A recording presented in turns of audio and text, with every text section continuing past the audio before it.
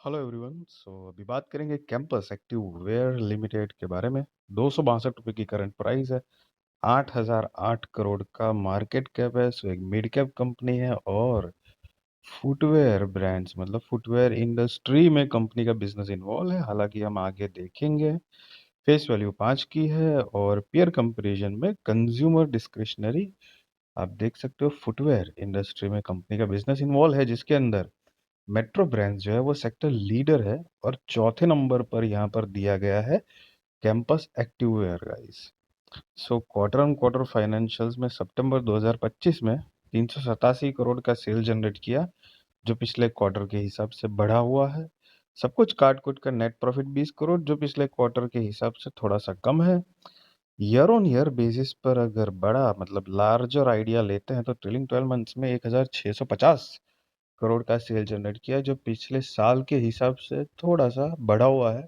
सब कुछ काट कुट कर नेट प्रॉफिट 124 करोड़ जो भी पिछले साल के हिसाब से ग्रोइंग है।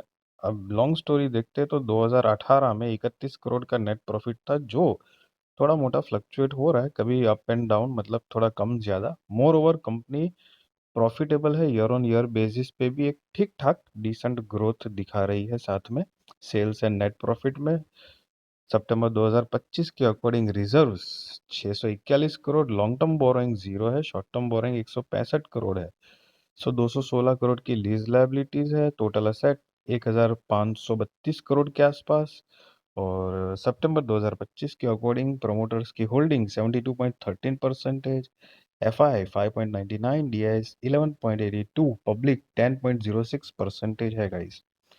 गाइज यहाँ पर पहले तो किसी भी तरह का बायोरसेल रिकमेंडेशन मैं आपको नहीं दे रहा हूँ।